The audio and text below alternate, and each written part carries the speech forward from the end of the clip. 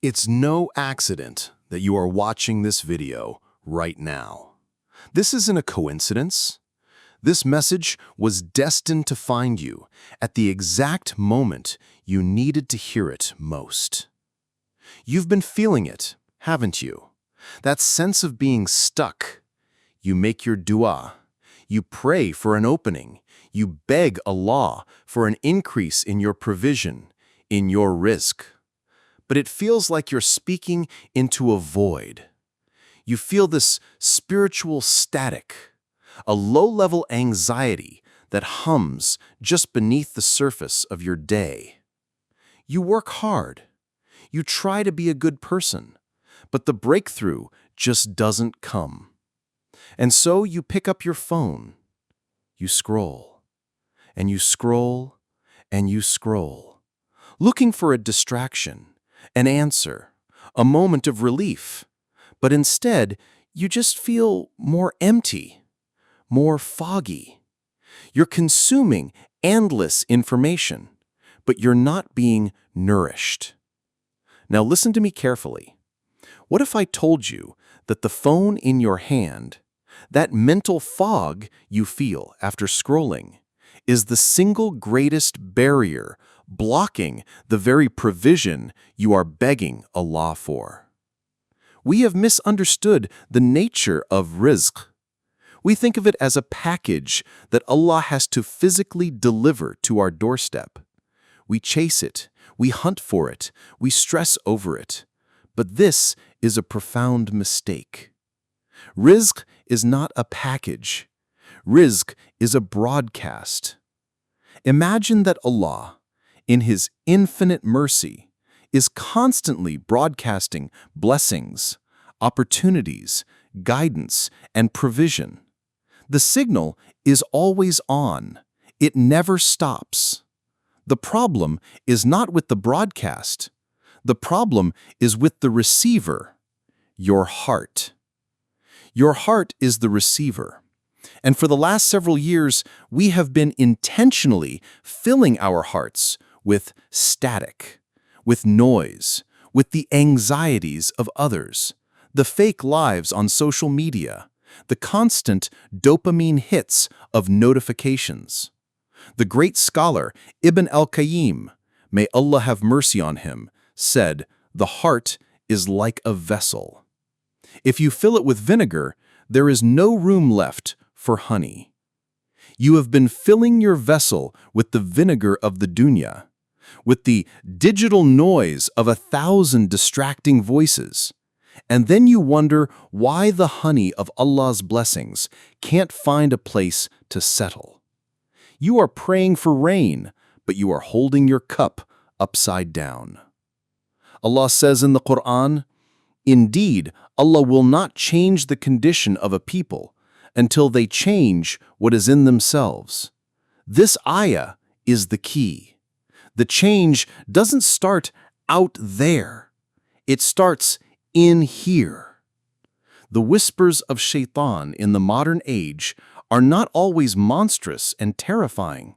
More often, his most effective tool is simple, quiet distraction. He doesn't need to convince you to commit a great evil. He just needs to keep your heart so full of noise that you can no longer hear the voice of your Lord. He just needs to keep you scrolling so you never have a moment of silence to receive the divine guidance that is waiting for you. So what is the solution?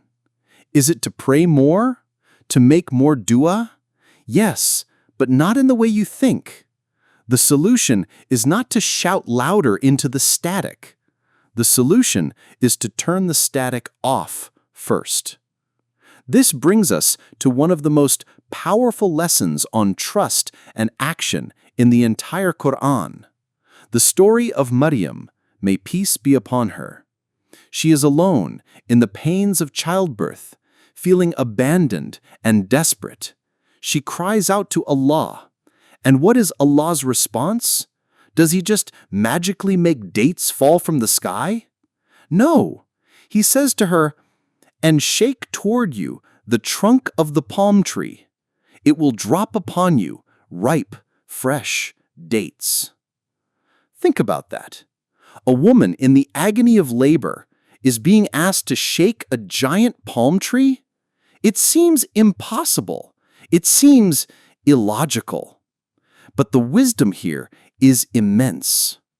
Allah did not need her to shake the tree. He could have provided without any effort from her, but He wanted to teach her and us the true meaning of tawakkul, of trust in Allah. True tawakkul is not passive waiting. It is sincere trust, combined with a small, sincere first action. You do your part, a small, humble gesture of obedience, and Allah will do His. Maryam's shaking of the tree was the physical action that unlocked the divine response. So I ask you, what is your palm tree? What is the small, sincere action Allah is waiting for you to take to show that you are serious about clearing the static? It's putting down your phone. That is your palm tree to shake. It is the single most powerful act of spiritual discipline you can perform in this modern age. It is the signal you send to Allah that you are choosing His presence over the noise of the world. So here is the practical ritual. I don't want you to just listen to this. I want you to do this tonight. First, the disconnect. An hour before you go to sleep, you will take your phone and you will put it in another room, not on your nightstand, not on silent, in another room. This is you shaking the tree. This is your small, physical act of sacrifice. Second, the cleansing. You will go and make wudu, but as the water touches your skin, I want you to make an intention. With every drop, you are not just washing away physical dirt. You are making the intention to wash away the digital grime, the spiritual static, the anxieties you absorbed from the screen. Wash it all away. Purify the vessel. Third, the reconnect. Now, with a mind that is clear and a heart that is clean, you will raise your hands, but your dua will be different. You will not just ask for rizq. You will start by saying, "O Allah, I have tried to clear the vessel for you. O Allah, I have tried to turn off the static so I can hear you. O Allah, purify my heart so it is worthy of receiving your light, your guidance, and your provision." Ask Him to tune your heart to His frequency. The reason you found this video today wasn't to learn a secret prayer or a magic formula. It was to be reminded of a fundamental truth. Your provision is not lost. Your duas are not unheard.